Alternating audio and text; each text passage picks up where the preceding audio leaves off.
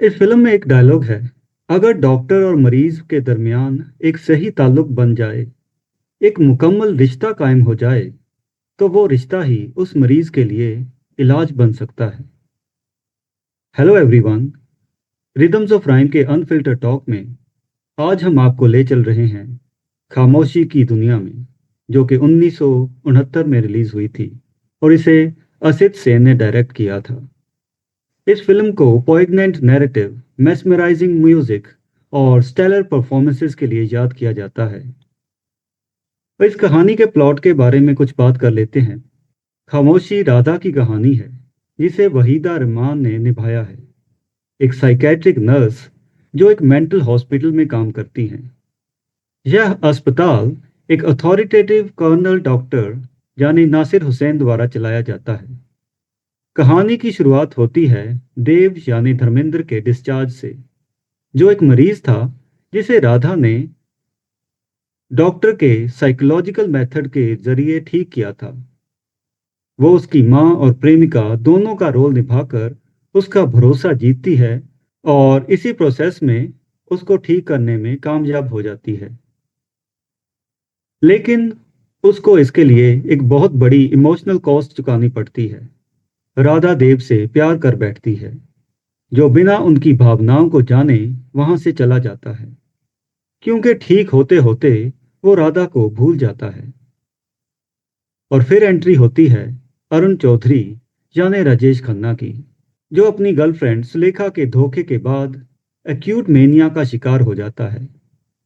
Doctor Radha से जिद करता है कि वह अरुण के लिए वही तरीका अपनाए, लेकिन वह पहले इनकार कर देती है।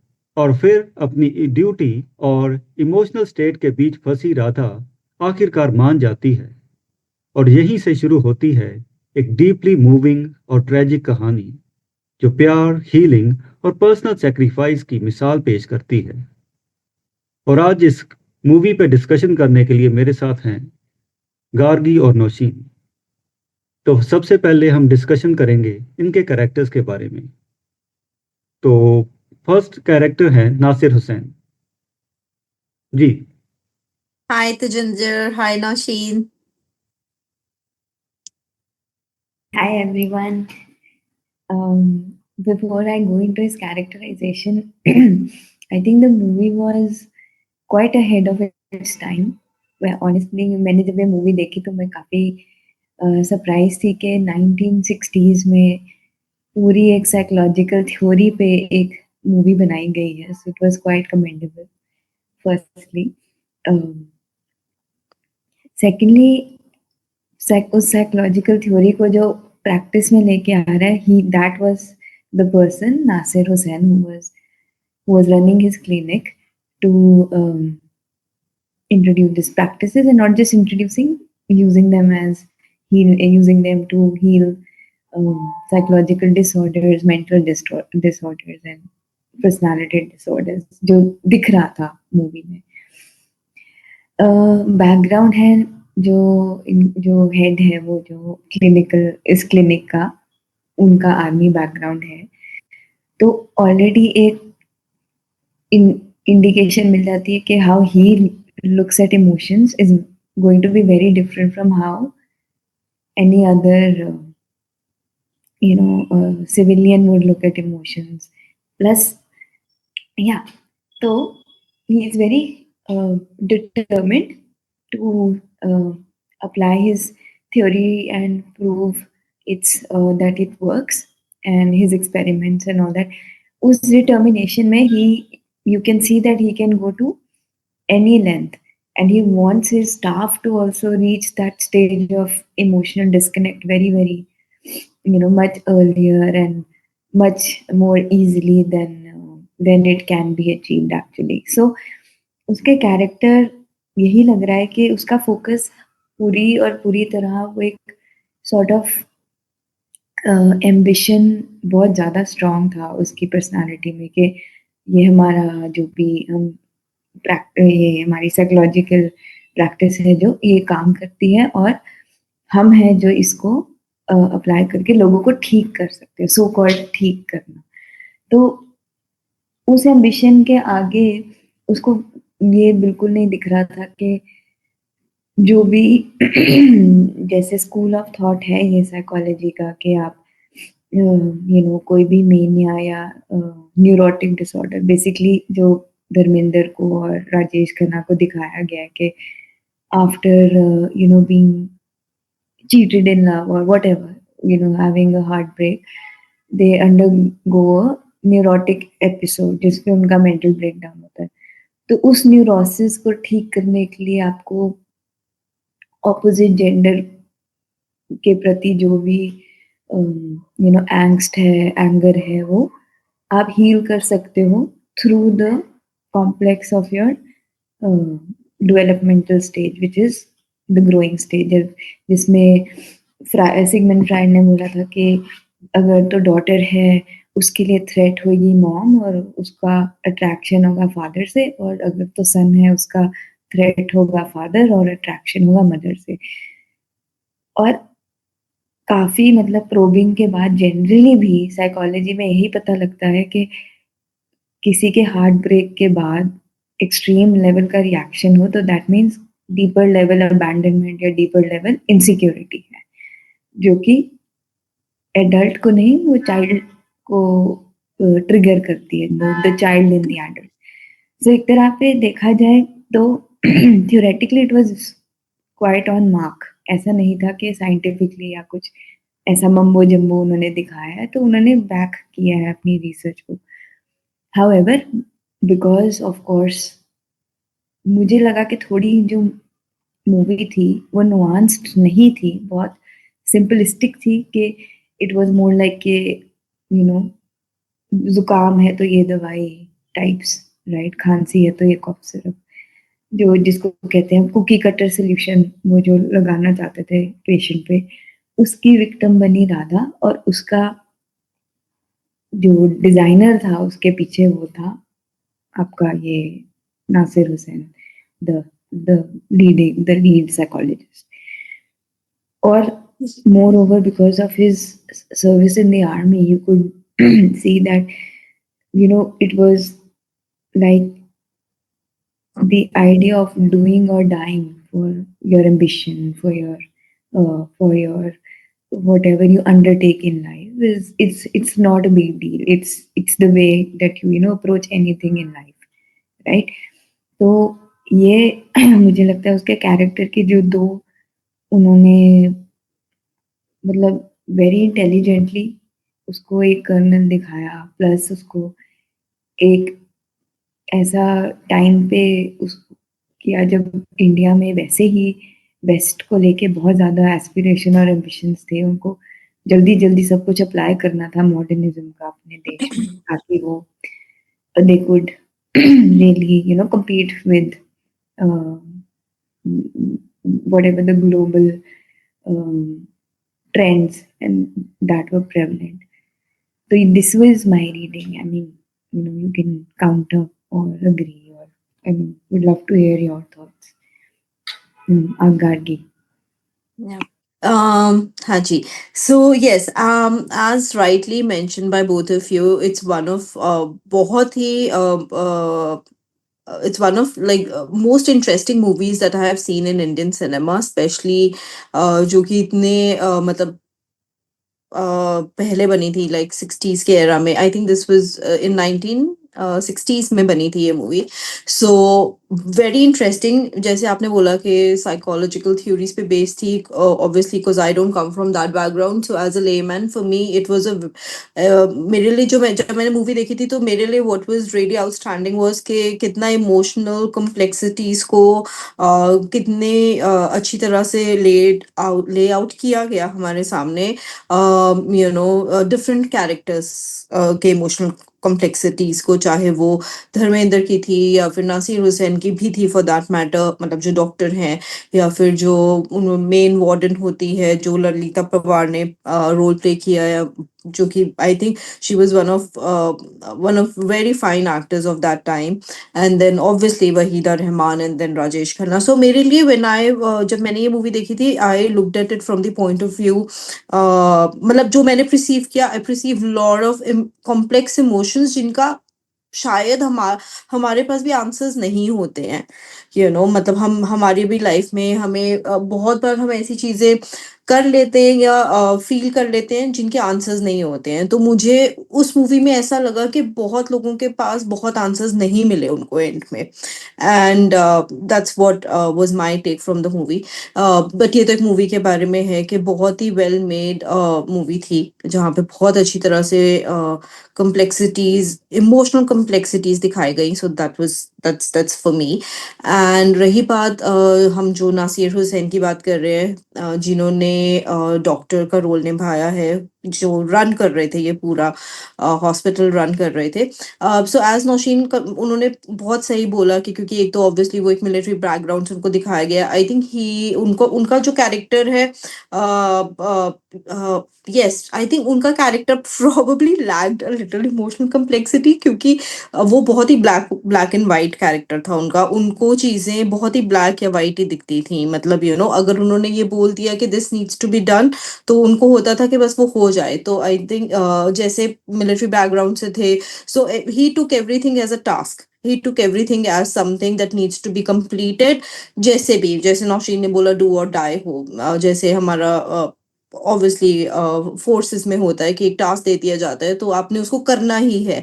वो कैसे करना है, क्यों करना है, उसमें आपको इमोशनल डिस्ट्रेस हो रहा है, फिजिकल डिस्ट्रेस हो रहा है, क्या हो रहा है, वो मैटर नहीं करता है, क्योंकि आपका जो मतलब आपका मेन एम गोल पे होता है कि वो अचीव होना चाहिए। सो बाकी चीजें मैटर नहीं करती हैं। तो सिमिलरली आई थिंक उन्होंने इसी हिसाब से अपना जो कैरेक्टर है वो निभाया। ही वॉज ओनली क्या कहते हैं, उनका सिर्फ पूरा का पूरा जो फोकस था सिर्फ इसलिए इस पे था कि उनकी जो थ्योरी जिस पे वो काम कर रहे थे कि एक एक्यूट मैनिया का जो पेशेंट है उसको आप विद लव एंड केयर आप उनको एक कंफर्ट जोन में लाके और उनको वही जैसे नौशीन ने बताया, जिन साइकोलॉजिस्ट की थ्योरी पे इन्होंने काम किया है कि जैसे धर्मेंद्र और राजेश खन्ना दोनों के ही जो केसेस थे वो ये दिखाए गए हैं कि दोनों की ही गर्लफ्रेंड्स की वजह से उनको एक एक्यूट मेनिया का जो भी इशू आया था या जो भी हुआ था। तो वहीदा रहमान को उन्होंने बेसिकली यही बोला था कि you have to be both girlfriend and mother to the patients. और वो धर्मेंद्र के लिए बहुत अच्छी तरह से काम कर गया था, और बाद में राजेश खन्ना के लिए भी बहुत अच्छी तरह से काम कर गया था, ताकि एक एक मदर का केयर और नर्चरिंग और एक लवर का लव एंड क्या कहते हैं कंसर्न, जो कि एक ताकि वो कॉन्फिडेंस दोबारा से पेशेंट में आ जाए। तो वो उनका थ्योरी था या उनका एक्सपेरिमेंट था, जो कि वो बोल रहे थे कि वो उनका एक्सपेरिमेंट है, तो जो कि कामयाब हुआ था। बट ऑब्वियसली उसको करने के लिए Waheeda Rehman had to put herself literally on the line, as you say in military. मतलब मिलिट्री में जैसे सोल्जर्स मर जाते हैं जो कि फ्रंट लाइन में होते हैं, यहाँ पे Waheeda Rehman was the person who was literally standing on the front line. Obviously she was not killed physically, but she was completely killed mentally as the movie progresses. And this is I think what movie is all about, कि जब आप जितना आप दे दोगे फिर कुछ भी नहीं अगर आप में बचेगा, तो you will obviously lose the hold on your life. And Nasir Hussain obviously शुरू में तो उनका जो जैसे नौशीन ने बोला कि ambition obviously is the main thing, and getting the work done, getting the task completed, वो उनका कैरेक्टर दिखाया जाता है। बट यस, जैसे मूवी प्रोग्रेस होती है और बाद में थोड़ा सा एंड टुवर्ड्स द एंड आप देखते हैं कि he does feel guilt, I mean at the end वो थोड़ा सा एक उनका दिखाया गया है, वो एक शायद जो भी उनमें एक ह्यूमन गिल्ट आई थिंक वो हर एक में होता है, चाहे कोई कितना भी ट्रेन मिलिट्री ऑफिसर हो या जो भी हो। बट एक वो ह्यूमननेस एंड में उनमें जरूर दिखाई देती है। May be it's for a smaller time, but yes वो दिखाई देती है। So for me, yeah, he had a very black and white character, but there was not too much to his character. All he was doing was just giving tasks to people around him and just leading his hospital in the best possible way, or in the best way that he knew. So yeah, that's for me. और अब बात कर लेते हैं वहीदा रहमान के ये character के बारे में। एक minute, before we go to Waheeda Rehman, it was very interesting कि इस मूवी में, एंड बिकॉज ये बिल्कुल ही एक तरह का डाइवर्जन था स्टीरियोटिपिकल बॉलीवुड मूवी से, जिसमें कोई ट्रेडिशनल विलेन नहीं है। तो Yeah. स्क्रिप्ट के हिसाब से तो नासिर हुसैन को एक तरह का अनकन्वेंशनल विलेन दिखाने की कोशिश की है। You Hmm. Know the way he is pursuing Waheeda Rehman. हमें जैसे 2025 में ऐसा लगता है कि कोई कॉर्पोरेट बॉस अपने एम्प्लॉय को कितना फोर्स कर रहा है या पीछे ही पड़ गया Hmm. है। So it is like it was I feel in a very smart move to show him as a villain, but like try an attempt to show him as a villain, but also show his background. Okay, why he तो या but is I a don't think उसको as a villain, क्योंकि उनको एक बहुत बड़ा वो दे दिया गया था ना, दैट ही इज, उनका जो अल्टीमेट एम है is to do good to others. The ultimate aim of the villain usually is to harm others. The process could be different, but I think here what happens is that the ultimate aim of Nasir Hussain was to do good to the patients. But yeah, the process was very no, no, but he was not a villain to the story. He was a villain to the characters, sort of. To say, in Wahi, and also not with the intention of harming, but yeah. with the blindness of his ambition.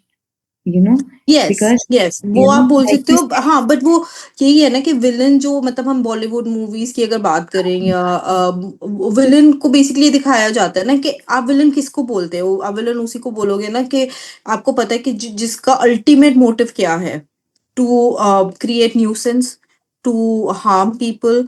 But I do get your point कि I think what you are trying to say is, और what you are probably perceiving is कि एक movie जब बनती है, obviously एक story line बनती है, किसी को मतलब he could be a as a scapegoat too. no, no, no, as a like I'll tell you, I think it was very revolutionary in this movie in terms of diversing from the traditional storyline. क्योंकि एक Yes. Heroine, दो hero, मैं उस line of thought से I want to just bring this to the attention that it was, the first time a gray character was introduced, who was Yes. who undergoes a whole realization in the end, like you said, that he feels guilt in the end, Yeah. finally, right? So I think अगर हम इस movie को उस नजरिए से भी देखें तो हमारे लिए एक लर्निंग होगी कि एक्चुअली जो कि अब जैसे बहुत डेकेड्स के बाद बॉलीवुड में आया था दी नोशन, मतलब डेकेड्स, हम जब ग्रो अप हो रहे थे तब तो बहुत जैसे लीनियर स्टोरी लाइंस होती थी, प्लॉट्स होते Yeah. थे, जिस you know hero who is going to solve everything and the villain who is going to ruin everything. So, Destroy everything. but now, then the era came of, say, Shah Rukh Khan becoming a Don, right? Or Amitabh Bachchan becoming a Don. Or, Marches was released, where we could see the backstory of, all the young boys who had to undergo, political violence to become who they Mhm. were. So I feel कि अगर ऐसे हमारे पास examples हों, तो क्योंकि अगर एक movie का अल्टीमेट एम होता है कि या तो it shows a reality, mirror to the reality, और it really allows you to think beyond linearity, मतलब लीनियर थॉट प्रोसेस. तो उस हिसाब से मुझे ये बहुत अमेजिंग लगा, क्योंकि I didn't want to watch any movie जिसमें कोई एक जैसे ओल्ड मूवीज का जनरली बना होता है कि हेल्पलेस हीरोइन है, और कोई उसको थॉट नहीं दिया गया उसी कैरेक्टर को, उसको कुछ इंटेलिजेंस नहीं दी गई, right? And here it is so at many levels I felt that this movie, I don't know how much it grossed in terms of finance, or how much was it appreciated, but I think it's very important for us as people of the future from the 60s to really go back and understand that कितनी nuanced thinking थी कि Yeah. आप ऐसे इतना इतनी मतलब आजकल जो लिटरली आपके ब्रेन को नंब करा जाता है एक सिनेमा हॉल Absolutely. में, डंब करा जाता है, हमें उससे हटना पड़ेगा, Yeah. या चॉइस No. लेनी पड़ेगी कि ठीक Yeah. है आज हम बिल्कुल डम होके देखेंगे मूवी, हमें कुछ वो नहीं चाहिए, पर ये भी चॉइस लेनी पड़ेगी कि नहीं, हमें समझ आनी चाहिए कि है क्या असली में जिंदगी। हाँ, तो I I just wanted to this अब। And also, I just wanted to, मतलब what you said, no, this movie was so ahead of its time. I completely agree. I mean, obviously there have been some movies जो कि बनी हैं पिछले 10-15 years में, अगर हम सिर्फ बॉलीवुड की ही बात करें, not talk about Hollywood and any other कोई और मतलब यूरोपियन मूवीज या और किसी की बात ना करते हुए अगर हम सिर्फ बॉलीवुड की बात करें, yes, I mean there have been some movies जो कि थोड़ी thought provoking बनी हैं, but दे आर लिटरली या तो ऑन टाइम है या लेट है. But this was so ahead of its time, and I think in 2025, I mean, now we are sitting in 2025, I still feel that is still ahead of its time. We have still, as a society, not reached where that movie reached in 60s. As you said, obviously the way the movie has been shown, क्योंकि वो lack of resources भी हो सकते हैं, मतलब बड़ा simply put किया गया था hospital को. You can criticize the movie on so many levels कि हाँ भाई बड़ा basic सा दिखाया गया है, थोड़ा सा कभी compassion कहीं पे थोड़ा कम भी दिखाया गया है, consideration towards patients या whatever, कई चीजों का मैं मानती हूँ, obviously वो एक है, but वो lack of resources, lack of awareness, because obviously we have to keep in mind that movie was made in 60s, when obviously we were not as evolved as we are in 2025 when it comes to how to put up things और how to present things. वो हो सकता है, but then जो एक human emotion की बात की गई है या जो एक ह्यूमन रिलेशनशिप्स की बात की गई है, या क्या किस तरह से आपके रिलेशनशिप्स हो सकते हैं लोगों के साथ without society understanding them, without naming a relationship, but you can still feel a certain way about certain people, right? So वो जिस तरह से दिखाया गया है, I think that's marvelous, and I think that's what makes it ahead of its time, जो कि मुझे आज तक किसी मूवी में नहीं दिखा है. Absolutely. So And the very और I think beautifully put and very sensitively taken care. I mean, तीनों कहीं पे dignity lose होती हुई नहीं दिख रही है किसी भी character की. मतलब वो नहीं है, बहुत ही कहते हैं ना composed realistic भी characters हैं. बहुत Yeah, realistic. So I realistic, think और इस बात composed. Yeah. अगर मैं एलिमेंट और जोड़ना चाहूँ तो वहीदा रहमान के पहले हम ललिता पवार के कैरेक्टर की भी बात कर लेंगे नसीर हुसैन के साथ. तो एक तो वर्क प्लेस की हम बात कर रहे हैं, अगर इसमें फेमिनिज्म का एस्पेक्ट जोड़ा जाए तो एक फीमेल से क्या क्या एक्सपेक्टेशंस होती हैं सोसाइटी की, अगर हम उसको अगर माइक्रोकोज्म मान के चलें उस मूवी को एक सोसाइटी का, जहाँ एक फैमिली का, क्योंकि he is also like a father figure Nasir Hussain, और मैट्रन है वो एक तरीके की मदर फिगर है, क्योंकि जब वो मना करती है कि मैंने नहीं करना, जब मैंने छुट्टी लेनी है, जब वो एंड में एक बार 3 दिन की छुट्टी मांगती है राजेश खन्ना के या अरुण के रिलीज होने से पहले, तो एक डायलॉग बोलती है ललिता पवार, अपनी मनमर्जी तो करती रहो आजकल, जो ठीक समझो वो करो. Hmm. तो अगर उस पॉइंट ऑफ व्यू से देखा जाए तो सारी एक्सपेक्टेशंस उसके ऊपर है, तो she will have to behave like a good daughter, Yeah. और गुड डॉटर के साथ जो जो वो आएंगी, बैगेज आएगा उस चीज का, वो सारा उसको वो ढोना पड़ेगा. Hmm. और इसका फ्लिप कभी भी कोई सोच भी नहीं सकता कि इसका फ्लिप हो कि फीमेल्स हों एक्यूट मेनिया की पेशेंट्स, और उनको यही मेथडोलॉजी लगा के कोई मेल नर्स या डॉक्टर ठीक करने की कोशिश कर रहा हो. वो इतना बड़ा टैबू होगा, Hmm. तो वही टैबू नहीं मतलब इसके रोल को और ज्यादा कैरेक्टर को और ज्यादा ऑप्रेस करता है. इन दोनों के कैरेक्टर को और ज्यादा ऑप्रेसिव बनाता है, नासिर हुसैन को भी और ललिता पवार को रीता भी. पवार को भी. Yeah. करना है पूरी तरीके से इमोशनली, और क्योंकि वो कहती है कि मैं एक्टिंग नहीं कर रही थी, एक सीन आता है, मैं एक्टिंग नहीं कर रही थी, मैंने कभी एक्टिंग नहीं की. जो वहीदा रहमान ये कहती है वो एस्टेब्लिश कर देती है कि इसका जो थ्योरी थी वो पूरी तरीके से फेल होती हुई दिख रही है, Hmm. कि आप Yes. डिटैच नहीं कर सकते ह्यूमन एलिमेंट को, ह्यूमन इमोशंस को. और जो No, एक्सपेक्टेशंस है एक फीमेल के ऊपर वो बहुत ज्यादा है सोसाइटी की तरफ yeah. से, तुम्हें ये भी करना, ये भी करना, ये भी करना, और वर्क लाइफ बैलेंस भी बना के रखना वो तुम्हारी जिम्मेवारी है। वो नहीं बना पाई, उसके वो भी उसकी दोषी भी उसी को माना जा रहा है उसमें, कि एक तो तुम चाह रही हो, छुट्टी मांग रही हो, दूसरा तुम वर्क लाइफ बैलेंस नहीं बना पाई, इसलिए you turn maniac in the end. Hmm नहीं, आई अग्री विद यू कि वहीदा रहमान को जो एक यंग लड़की का जो कैरेक्टर दिया गया है, I think it's not to do with female, क्योंकि obviously Lalita Pawar is also a female, but it's to do with the young, मतलब जो यंगर फीमेल्स होती हैं, चाहे फैमिलीज में भी होती हैं, बेटियां या फिर डॉटर इन लॉज, उस टाइम पे भी या आज भी, तो उनके ऊपर मतलब लोड डाल दिया जाता है कि नाउ नॉट ओनली कि आपको काम तो करना ही है, you have to take care of everyone's emotions, and you also have to take care that you don't disappoint anyone by saying no. Obviously she can't say no. मतलब जब वो राजेश खन्ना आते हैं और जब डॉक्टर बोलते हैं कि आप उनका केस लो, और वो जब इनिशियली मना करती हैं, तो डॉक्टर का मतलब he is taken a back, he did not expect कि वो उनको ना बोल सकती भी हैं।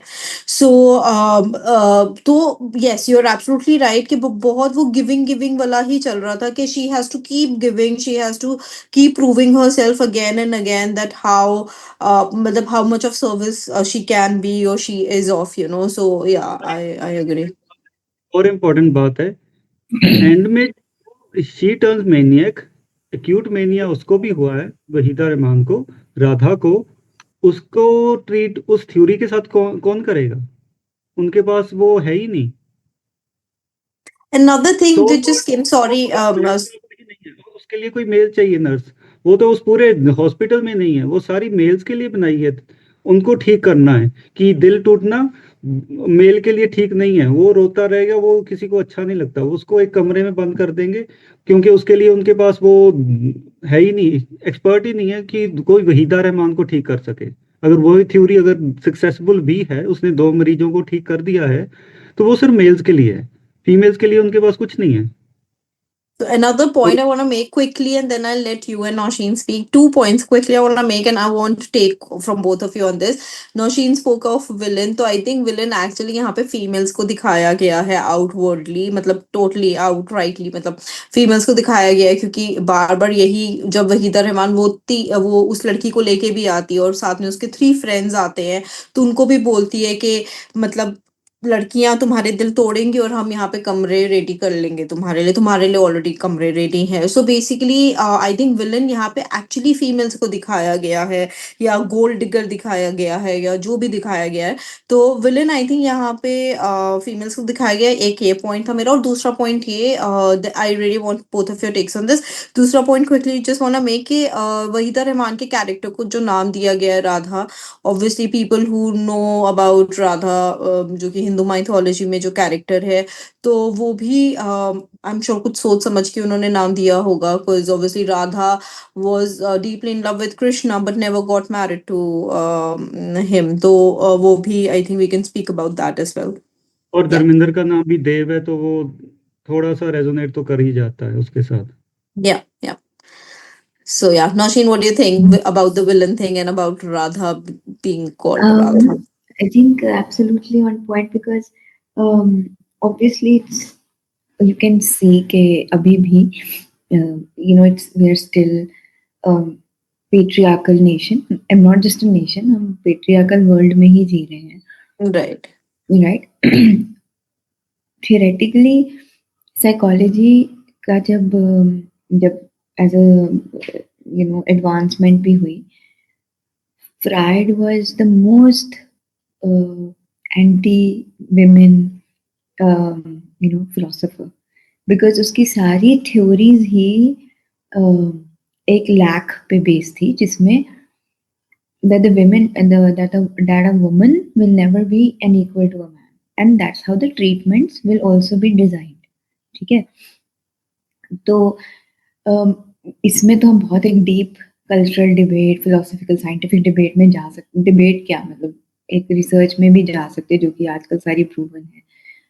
lot of leading psychologists have called out Freud and they are openly disregarding his theory, and तभी ये एक बहुत ही it was the beginning of psychology. It wasn't the end of psychology.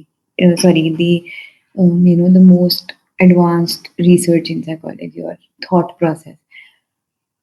On top of that, a cultural nation like India, जिसमें बहुत बड़ा issue है goddesses पे कि हम बहुत लिबरेटेड हैं अपनी मिथोलॉजी में, हम उतने ही ऑप्रेस्ड हैं और हम उतने ही कन्फाइंड हैं अपनी रियलिटी में। हम्म बट क्योंकि हमारी मिथोलॉजी इतनी लिबरेटेड है तो हमारे को एक तरह का फॉल्स वो दिया जाता है कि you are you are worshipped, you are you are the safest, you are the power, you are the shakti, you are the beauty, you are the intelligence. But हम बहुत बेटर हैं वेस्ट से, क्योंकि कहीं कहीं हमें माना भी जाता है, क्योंकि हमारे कुछ फेस्टिवल्स भी ऐसे हैं जहाँ पे women intelligence, purity, beauty, all of that is at least in awareness of the man, right? हाँ, ग्राउंड लेवल पे बिकॉज ऑफ मॉडर्निटी बहुत ज़्यादा करप्शन हो गया है इस थॉट प्रोसेस का। तो अब ये मैं इतनी स्पेसिफिक से इतनी लार्ज इतनी जेनेरिक बात पे इसलिए जाना चाहती हूँ क्योंकि this was the ground on which the movie was made, right? Obviously, Radha was a very conscious choice, easily. That is, hmm was um, Do you think conscious Radha enough. name, do you think Radha name was also kept so that the character is accepted and not degraded by the audiences, so that the character is accepted, ताकि Absolutely, उसको because एक godly goddess if you के look, वे से दिखाया जाए, if क्योंकि you obviously in 1960s she's kind of trying to fall in love with two people without being married or whatever, so and maybe also because the kind of acceptance. intimacy they have shown, I'm pretty sure it must be controversial at that time. Hmm. Because even I was like, wow, it's a black and white movie, and it's quite intimate. Um, so yes, because what were the other really options? They could not have named it Geeta. They would have gotten in trouble. Hmm. Um, I'm just highlighting this because Radha was, yes, she was never, um, socially, officially the accepted wife of Krishna, but in day to day and every day, there was no objection to it, also, right? So she Exactly. was actually more empowered. She was Hmm. actually more, in terms of her she was more vocal in about okay who I want to be with. It doesn't mean I don't want a social institution. I can be with this god or Person. deity or this person without the approval or the an affidavit from society. So in that ways you can interpret. But yes, of course, the Radha in this movie is not that empowered, है ना? So Radha in this movie tries to get control of her like her power, and she has the power to heal others but not herself, right? That way she's Hmm. powerful, but to turn that towards healing and to stand up to the towards her own moral compass के तो क्या हो रहा है यार, देव नहीं है तो ये दूसरा तो है, and I'm happy, why not? So obviously, it was a conscious choice for gaining acceptance and gaining viewership, right? Because obviously हमें पता है कि patriarchy is, what you say, is practiced more by women, है ना? तो वो तो Hmm. सबसे पहले होती हैं जो will call out other women, right? So Yeah. for them to be okay with the character जो अपनी पूरी लाइफ सैक्रिफाइस कर रही है, तो of course she is Radha, right? Hmm. तो हाँ, तो definitely in terms of work life balance, obviously वो तो इट्स अ नेवर एंडिंग चीज, there is no balance, especially in fields where you are working with human emotions, when you're working with like people care and all that, and in the depth and intensity you want to get into it in your work, है ना? तो वो तो मुझे लगता है कि work life balance, I feel that in a situation like this or in a profession like this is is kind of foolish to even point out, right? So um, yes, people, maybe male counterparts in that profession at that time were more, stoic, more less emotional, less showed less emotions, and they were able to deal with it. But like the practice that Wahida Rahman was doing, you cannot separate your life from work. Then simple, Yeah. Mm. right? That's Agreed. relevant even for today, right? Yeah. So Agreed.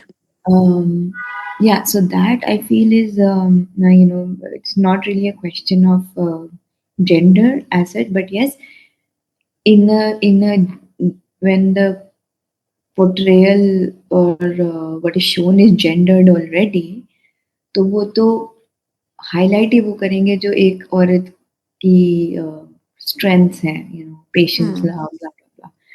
तो हाँ, उन strengths की exploitation हमें बहुत easily दिख गई इन इन और उस एरा की काफी मूवीज में हमें दिखी है, राइट? Hmm. इसमें थोड़ा सा ये भी था कि हमें काफी वुमेन का पूरे होल रेंज ऑफ स्पेक्ट्रम दिखा उनकी पर्सनालिटी का, right? It's like Sulekha is there, Radha is there, the nameless ex of Dharminder is there. Then the what do you call? Obviously, the presence of the mother figure, Dharmendra की हो चाहे राजेश खन्ना की हो, वो सब हमें दिखा, बड़ी पॉजिटिव लाइट में भी दिखा और थोड़ा थोड़ा वो भी दिखा कि कैसे चेंज हो रही है विमेन आजकल की। So yeah, the focus was definitely on the state of women in this country, the state of professional women, the state of women who are trying to balance tradition with modernism. You Hmm. know, all of those struggles were very apparent, and I think they were very well documented. Hmm. So I think now we can actually move on talking about Wahida Rahman's character. yeah, Hannah. yeah, Yeah, absolutely. we can do that. Yes. Tajinder, do you want to start from where you want to start that? मेरे हिसाब से तो जिस तरीके से होनी चाहिए थी पोर्ट्रेयल एक कैरेक्टर की, वैसे ही किया। इतना ज़्यादा उसने ओवर मेलो ड्रामेटिक नहीं किया। एंड में Hmm. शायद एज एन ऑडियंस हम हो गए हों उसको देख के, बट उसकी बहुत सबड्यूड रहा सारा कुछ। Yeah. स्टार्टिंग में ही उसने बता दिया था कि उस डायलॉग में हमें पता चल जाता है कि शी इज सैड और शी फेल फॉर धर्मेंद्र, और वो उसे भूल गया था। वो उसका ट्रॉमा हमें शुरू शुरू से ही दिख रहा है। बस हम Hmm. वही देख रहे हैं कि वो रियलाइज कब करेंगे। नासिर हुसैन और ललिता पवार जो कि उस पूरे सिस्टम को, उस एक्सपेरिमेंट को शायद कंट्रोल कर रहे हैं, वो कब देखेंगे। और शायद ये उनकी जर्नी थी ज़्यादा एक रियलाइजेशन की कि कितना इमोशनल टोल हो सकता है एक ह्यूमन बीइंग के ऊपर, और उसको पोर्ट्रे करना और फिर भी अपनी ड्यूटी करते रहना। बिल्कुल दो डिवाइडेड सेल्फ्स में दिखता है हमें, और वही उसकी स्प्लिट हो जाती है एंड में आके। And I think that's why she lost her Hmm. sanity after that. Okay, so for me, Wahida Rahman, obviously, because she's been portrayed, I mean, obviously, as a very young girl, तो मेरे ख्याल से वो बहुत बड़ा एक major role है, play करता है उनका एज, या जो दिखाया गया that she is a young girl, she is a young pretty girl.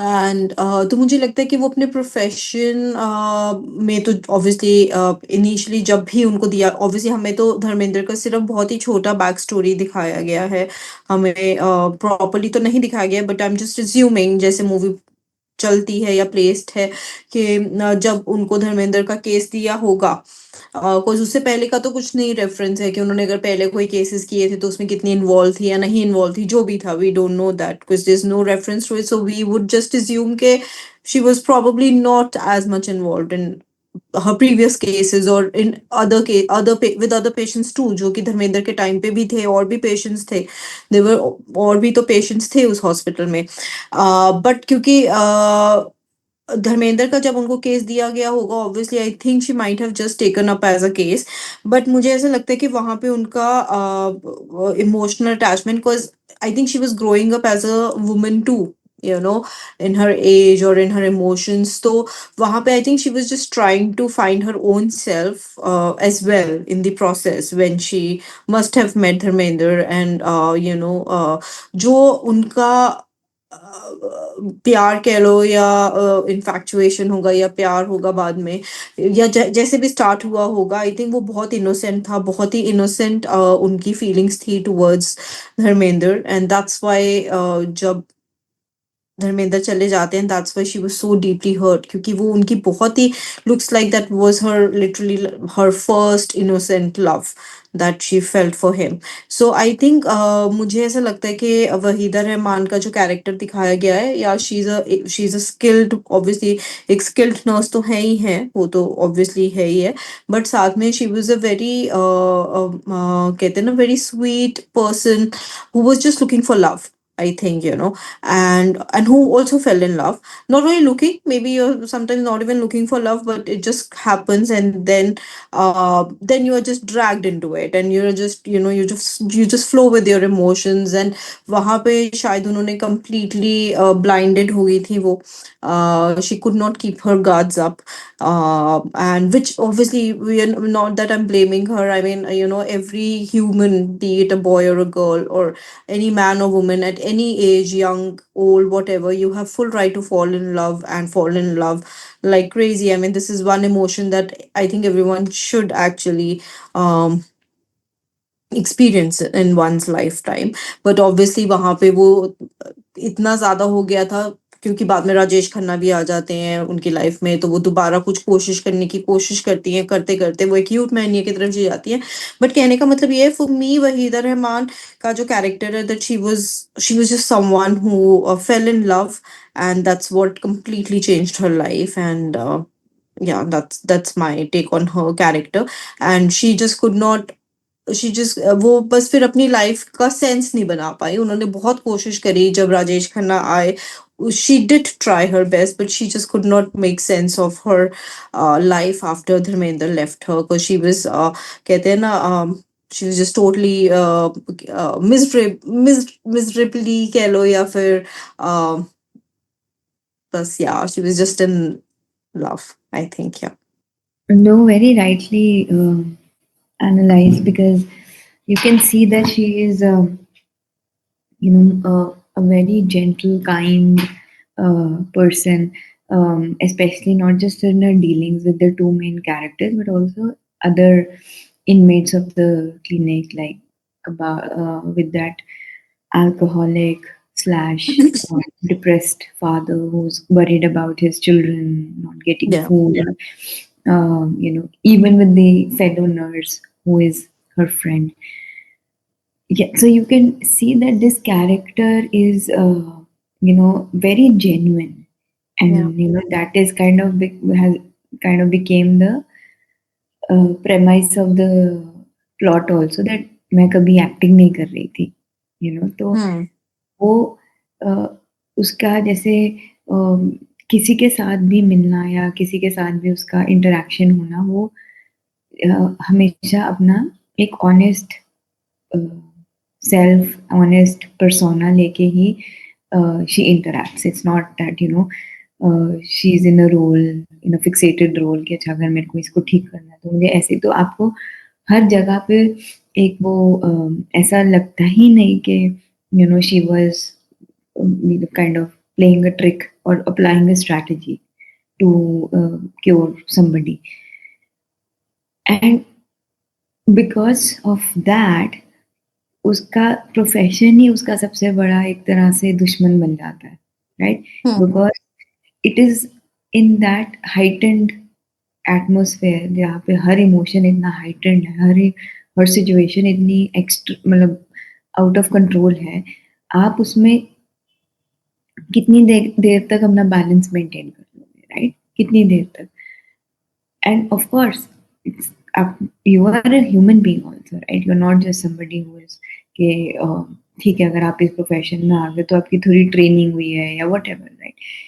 It will touch you, it will impact you at very deep levels. तभी तो उसका जो हमें जो जैसे तेजिंदर ने पॉइंट आउट किया कि उसका जो हमें एक्टिंग भी आई मीन दिख रही है मूवी में, वो बड़ी सबड्यूड है, राइट? क्योंकि दिख रहा है कि वो उसके पूरी फिजिकल बॉडी लैंग्वेज में कि अभी जो उसको चला रहा है इस जगह पे, वो उसकी खुद की विलिंगनेस है, उसकी खुद की जो एक स्पिरिट है to do you know her best, और to be a companion, or to be a presence, a healing presence in others lives, तो वो बहुत दिखती है, वो ही उसको चला रही है in a way।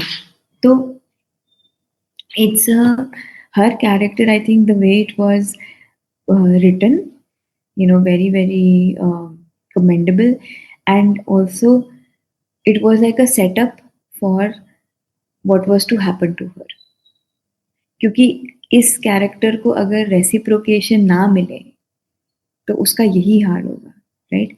क्योंकि वो उसने उसको उसके लिए कोई सपोर्ट सिस्टम नहीं था, ना उसकी हमें फैमिली दिखाई गई है, ना हमें हमें जैसे उसको वो हॉस्पिटल में ही रहती है, वो तो अपने घर भी नहीं जाती है, राइट?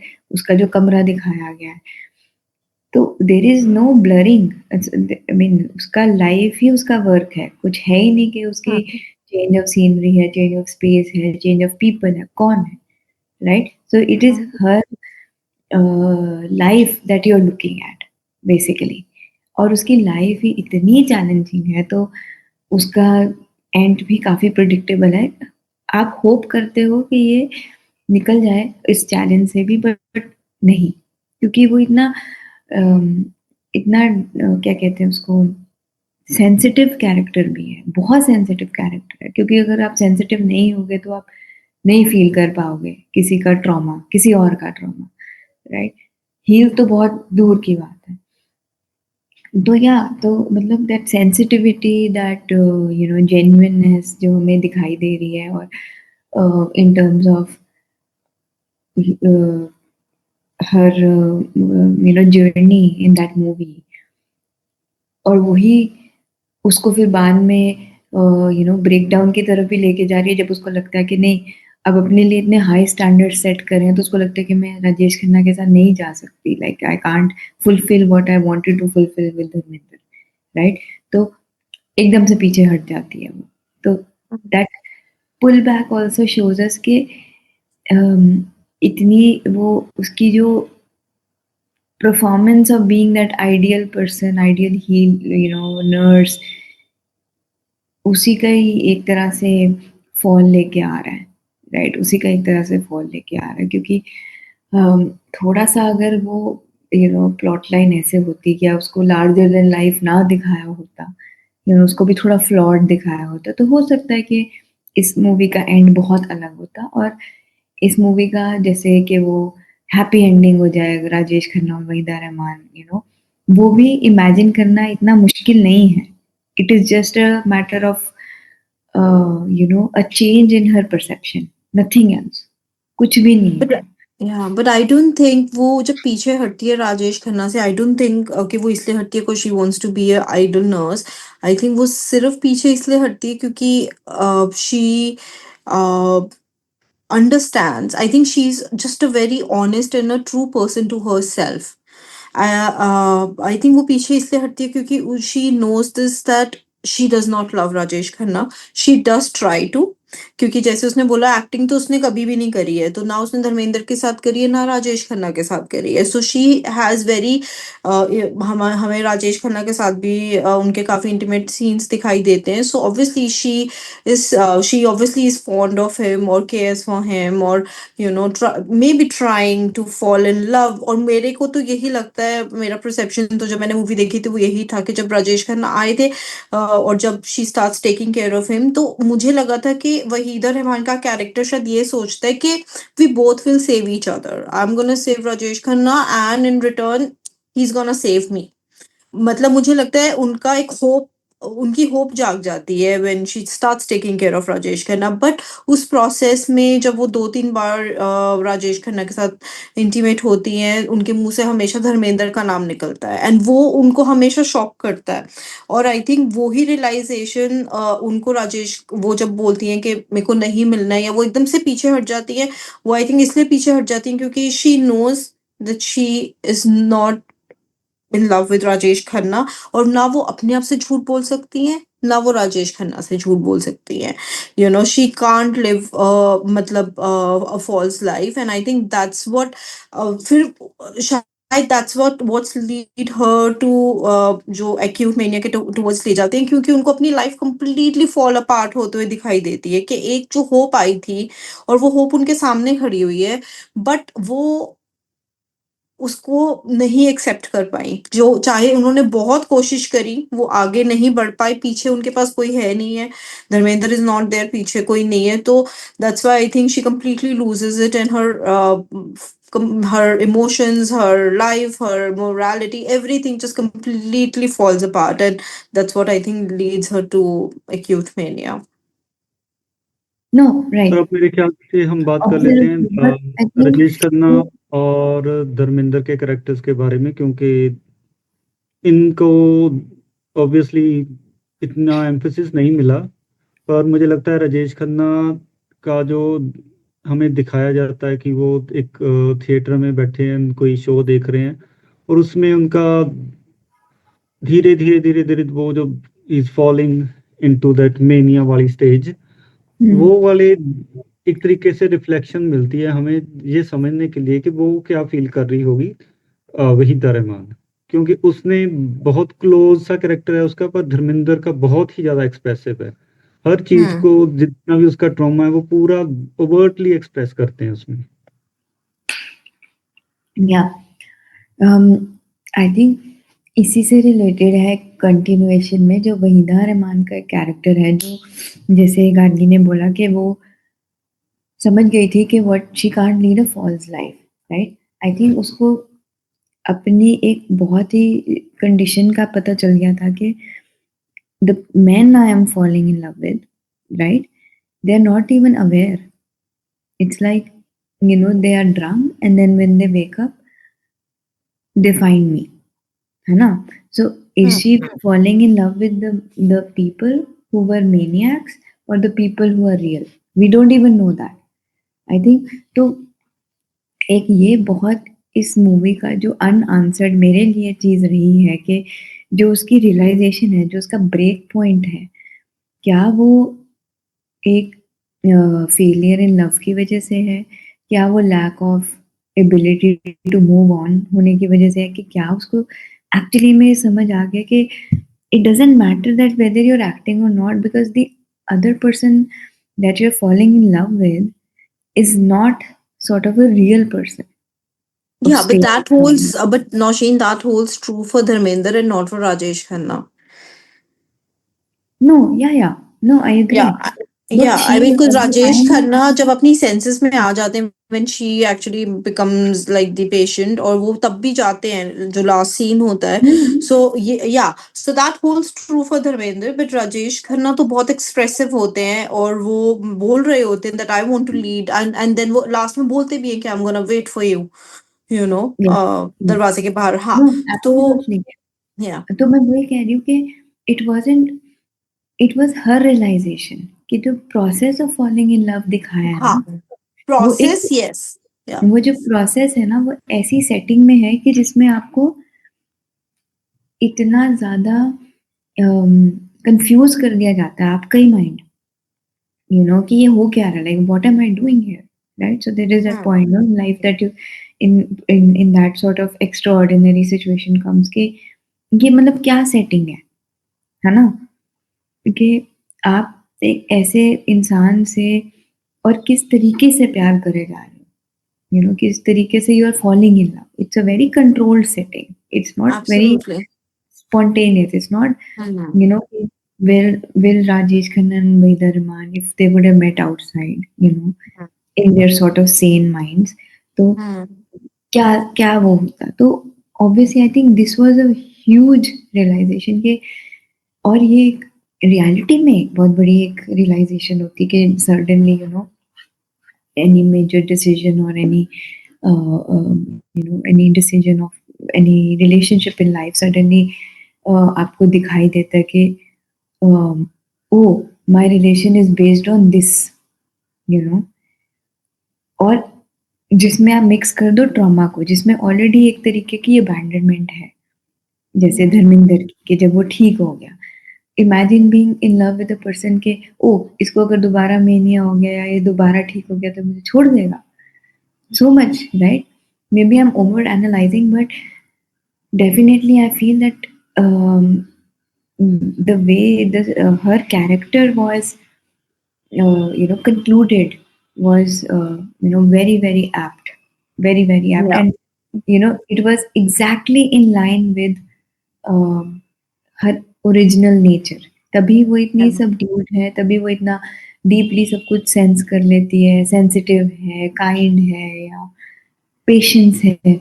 पर वो और भी मतलब पर वो इतना इम्पैक्ट हो ही जा रही है इस सेटिंग से तो ऑब्वियसली उसके लिए ये सेटिंग तो कोलैप्स उसको मतलब उसके लिए सेटिंग तो हमेशा डाउटफुल ही रहेगी और कोई भी उसको इस थ्रू मिलेगा या उसको एक मदरली फिगर मिल जाए मेट्रन के थ्रू या उसको एक सिस्टरली फिगर मिल जाए अपनी वर्क कॉलीग के through but it is a very sort of a setting which is not like normal sort of a normal Yeah. setting I mean, it's like you're falling in love. Like, I mean, obviously, like you guys, like they are in isolation already, right? So, absolutely so yeah, it's they're like in isolation. आगे Hollywood की movie है before sunrise जिसमें you know the protagonist they spend one night in a different city together and they promise to meet each other before sunrise in the same city after 5 years, whatever years, because both of them have to leave that state. Now, one could argue that whatever number of hours they were absolutely in love, and it was the perfect setting for them.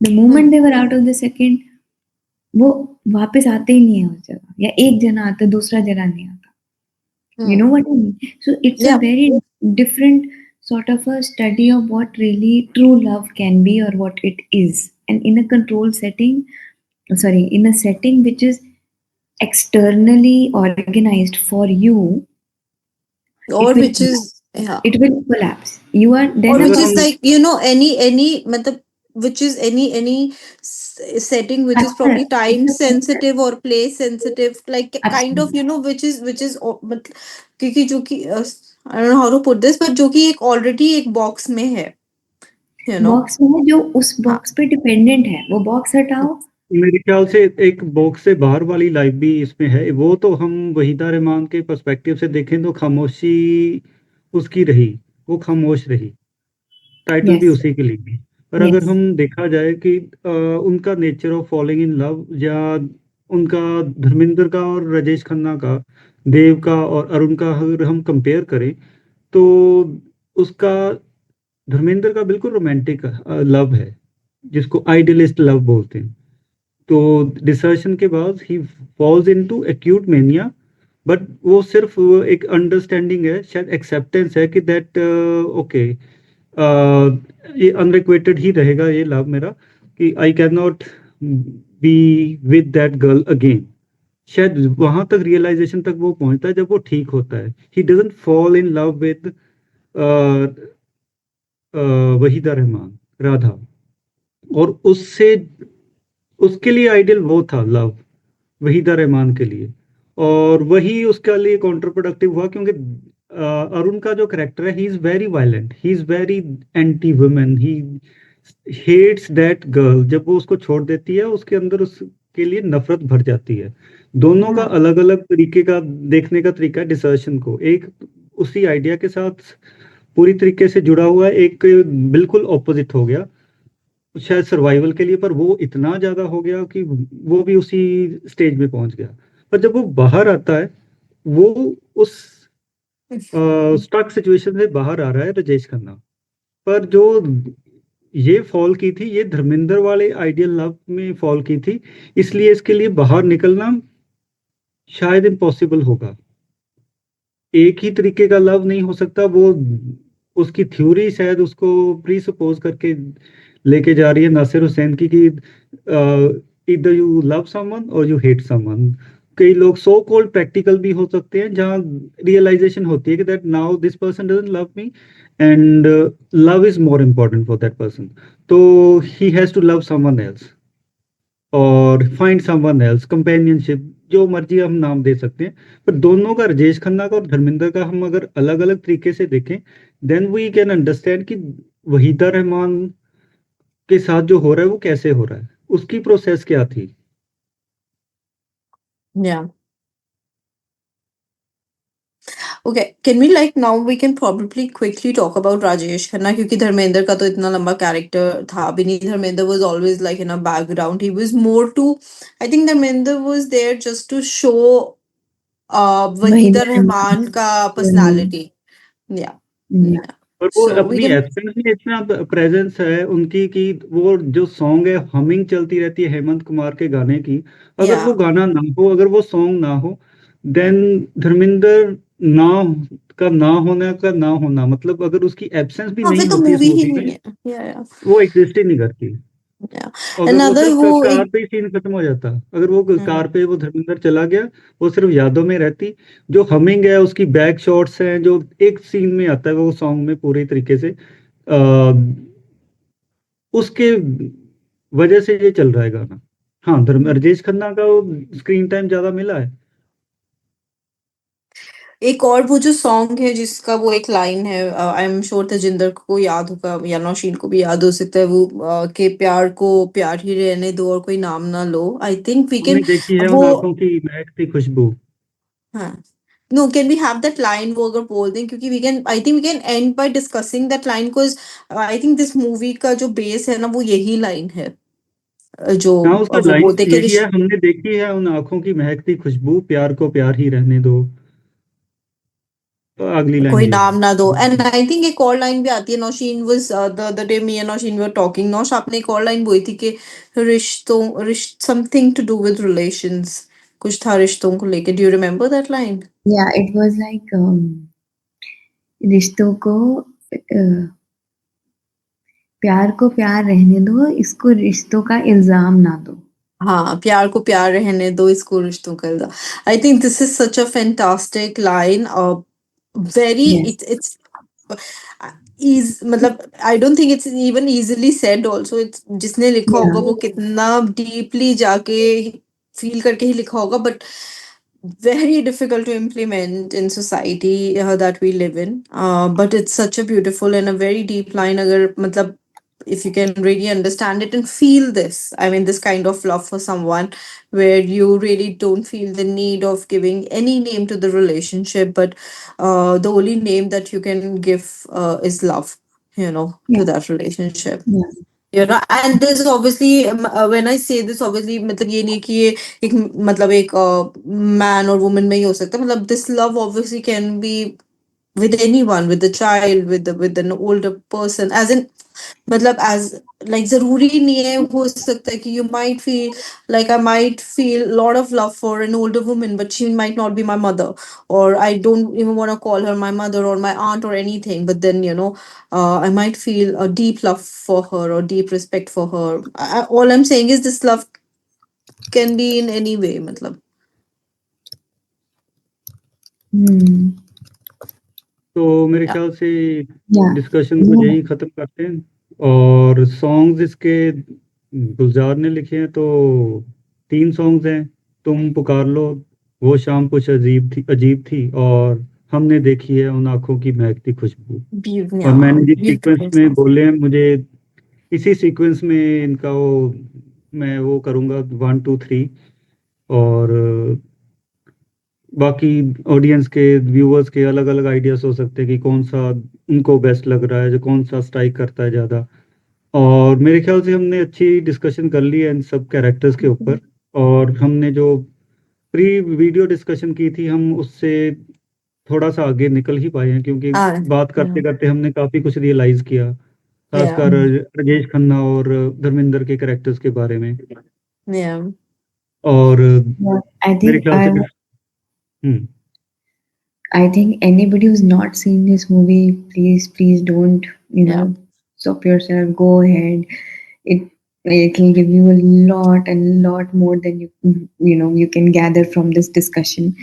Yeah. बहुत ही मतलब एक I think selected piece है जो कि as if you understand Hindi or you follow Indian cinema, then it's a must watch. And I think it is a must watch, not for just for the sake of watching a movie, but I think this would open up your mind to your own emotions Yes. in so many ways. And so you're just gonna do a favor for your own self. It's like, it's Mm. yeah, this the movie watching experience will be completely yours, and I'm sure, like, all three of us, why we are sitting here and discussing this, we have, I don't think, ever discussed any movie for such a long time. मतलब इतना लंबा discussion तो किसी movie का नहीं हुआ, because I think all three of us were highly moved by Yeah, however this movie played out, and absolutely. जो भी movie ने दिखाया दर्शाया, it completely shakes you, and it forces you to look at your emotions more closely and more deeply. Absolutely. But yes, but और इस beware of your therapist and psychologists.